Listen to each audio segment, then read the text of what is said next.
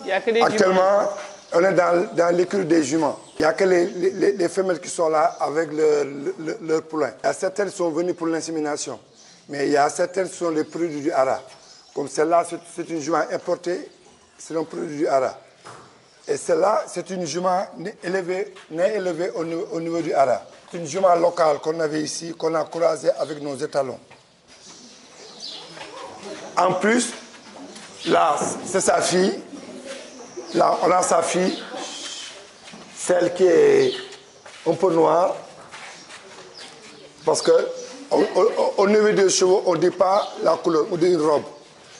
Elle a une robe baie brun. C'est une femelle. C'est une produit, elle est pur produit du hara, de sa mère et de son père. Donc vous avez la carte génétique Oui. de chaque... Parce que tous les poulains nés au-dessus des haras, ils ont un acte de naissance. Si jamais quelqu'un veut te vendre un produit du hara, il faut lui demander sa carnet. Tous les produits du hara national et du hara privé, ils ont des actes de naissance. Là, on a encore une autre jument importée. Une autre jument importée. Parce qu'on est dans une dynamique d'acheter des juments importés qu'on croise avec nos étalons pour à la longue d'aller plus acheter des étalons à l'étranger. Et les noms, là, ça c'est l'origine? Non, non, ça c'était des juments privés qui étaient là. Ah, ok. Quand ils viennent, on met le nom, la date, et pour que les parfumés ne se trompent pas pour les... Ah, vous les gardez aussi? Parce qu'il y a des juments pensionnaires qui sont là. Parce que si jamais tu as une jument, tu peux l'amener pour l'insémination. Et il y a des tarifs à payer pour l'insémination. Comme celle-là, c'est une jument née ici. Ça, c'est la jument du personnel du hara.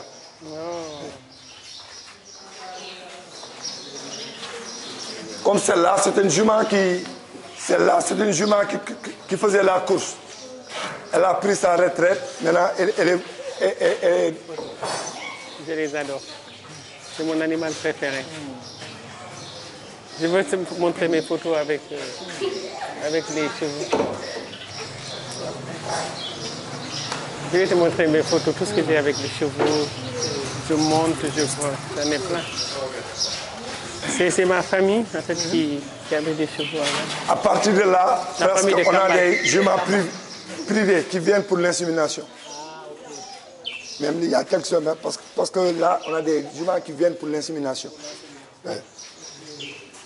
Et les races, là, on peut savoir c'est quelle race? Là, comme celle-là, c'est des juments demi-sang. Ils sont pérés là-bas. Il y a des 3 quarts, des 8e de sang. Mais encore, même dans le lot, il y a des races locales. Ah, il y a des races locales aussi. Oui, ils sont là-bas. Mais comme celle-là, c'est une race locale.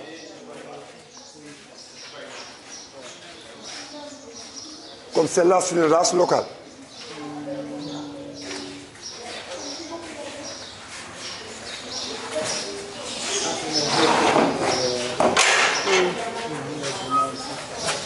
Avancez un peu, s'il vous plaît.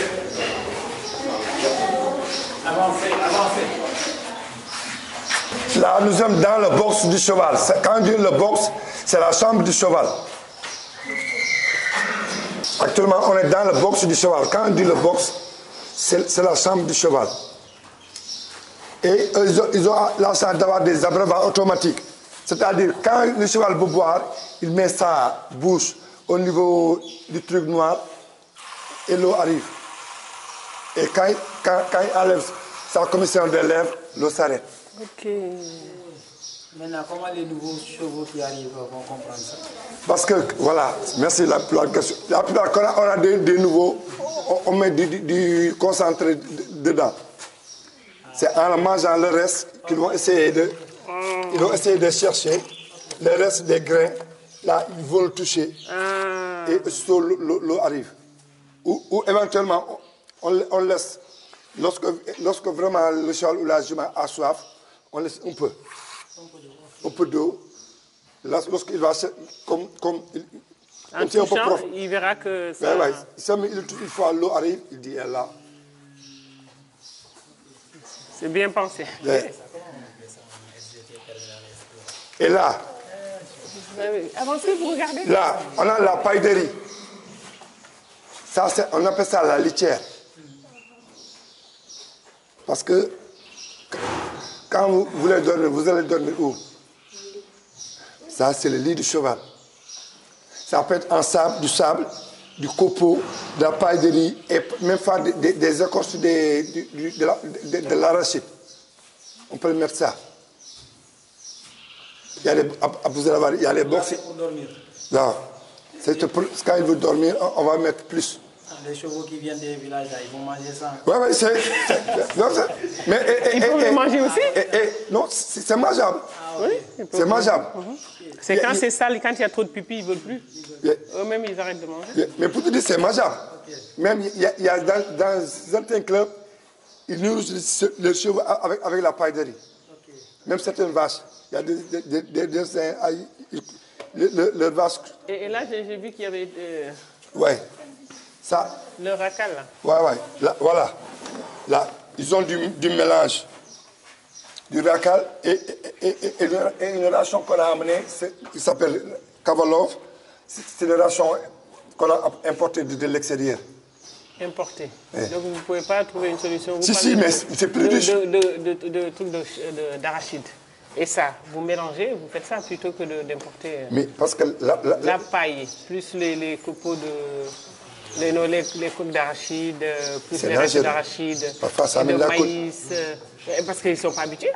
Non, le problème c'est quand il met l'arachide, il met beaucoup d'arachide. Mais il faut doser.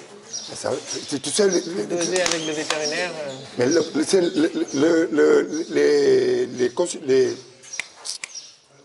les usines, tu sais comment au Sénégal, quand ils te mettent un produit au début, ça fonctionne très bien. Après, à un moment donné, ils commencent à enlever la qualité. Mais vous pouvez faire ça ici? Artisanal? D'une manière artisanale? C'est bientôt parce qu'on a des machines pour ça. On a mais actuellement, parce qu'avec ça, c'est vraiment nourrissant. Le truc Kavalov. La plupart, on le donne aux étalons, mais il y a une jument. Parce qu'il y a des vitamines concentrées. Concentrées, tout ça. Et c'est un produit international. C'est vendu partout dans le monde. Et c'est bio, il n'y a pas de... Je peux goûter? Oui. C'est quoi ça?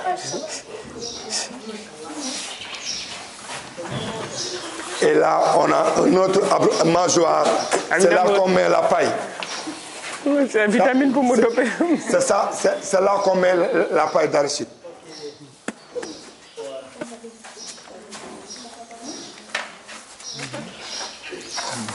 Et vous avez des champs ou... Non, on achète ça. Au moins, c'est moins cher, c'est sénégalais et importé.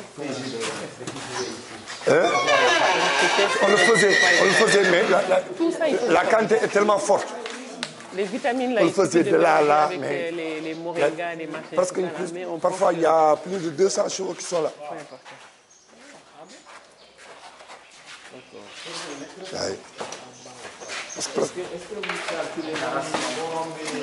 Parce que, en fait, quand tu lui donnes trop, il risque d'avoir de la colique.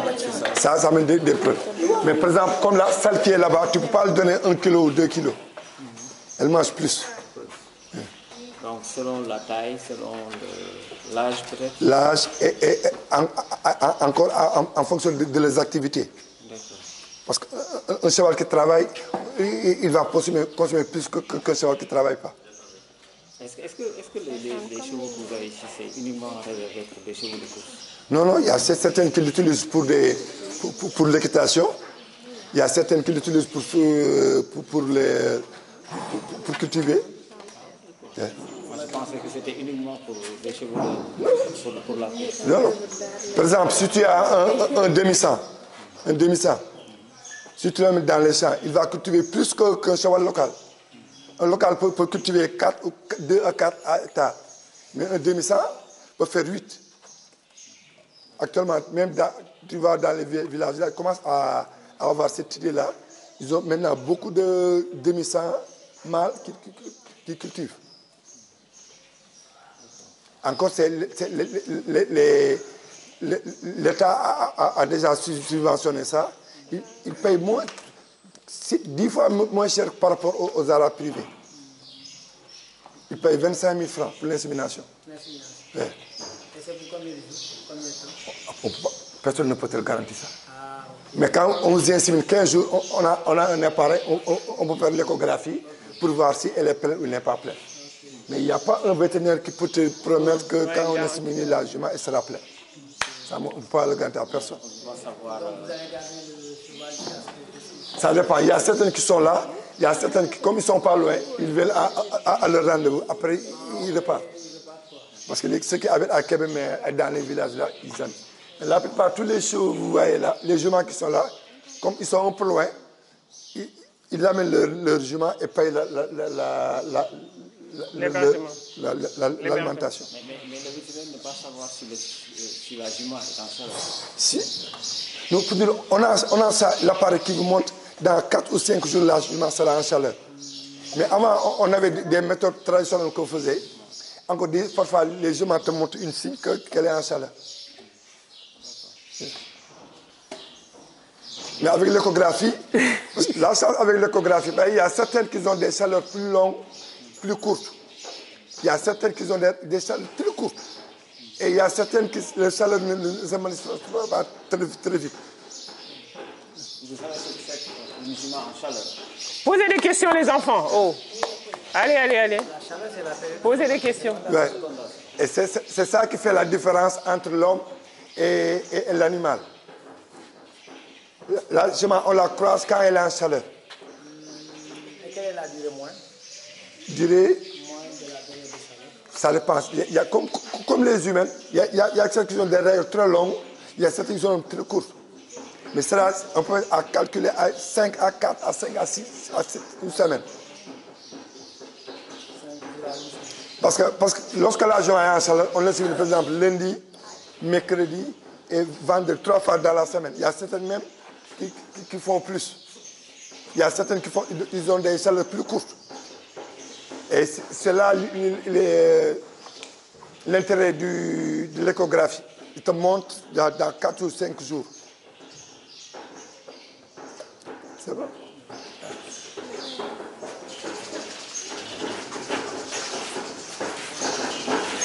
Là, on a un poulain qui est là, avec sa maman.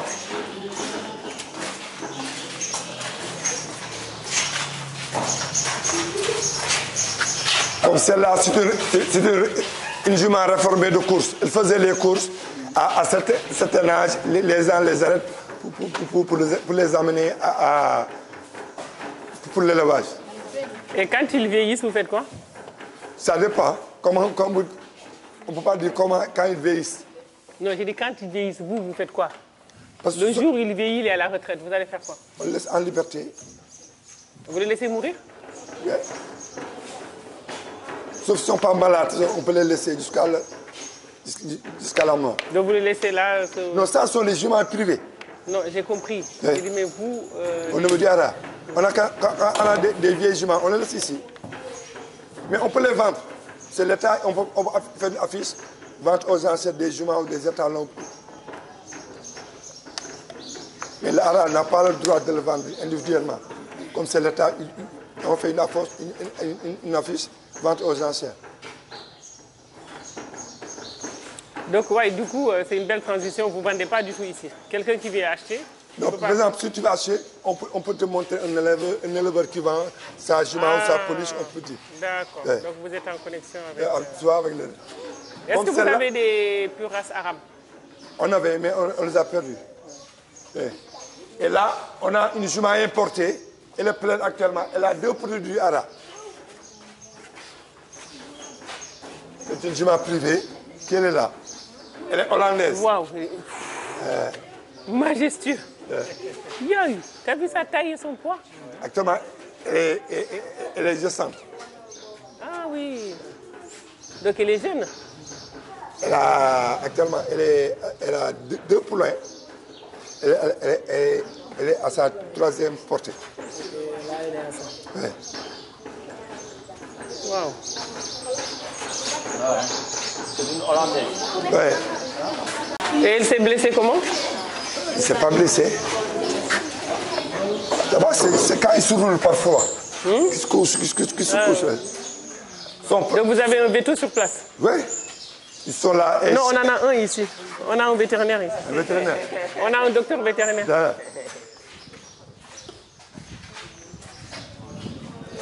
Mais ils ne sortent pas pour...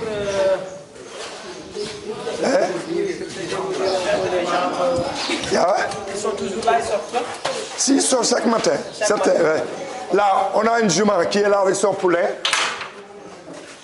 Oh, tout. Ah là, il a quelques jours là. Ouais, parce que, suivez là, Il a pas une semaine encore. Parce que là... Approchez ici. Venez voir, chacun son tour. Parce qu'on appelle ça, elle est en chaleur de lait. 10 jours après, on peut l'inséminer.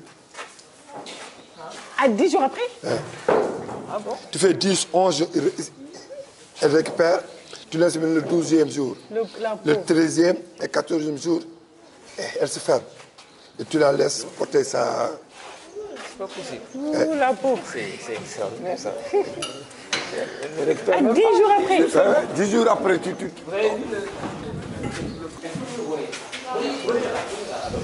mais à 6 mois... Ah, lui aussi, là. Elle aussi, elle a... Ouais, mais elle est plus grande. Oui, mais oui. pour te dire, à 6 mois, on peut les sevrer. Oui, là, il a combien? 1 mois, 2 mois? Même plus ça. Et là, on a les paddocks. C'est là qu'on les sort les matins. Libre ou Libre. accompagné? Libre.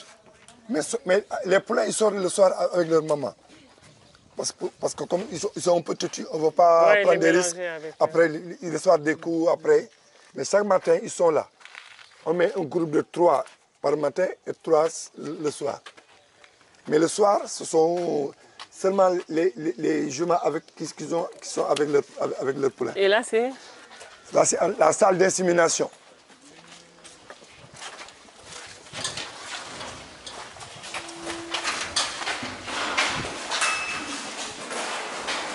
Voici la salle d'insémination.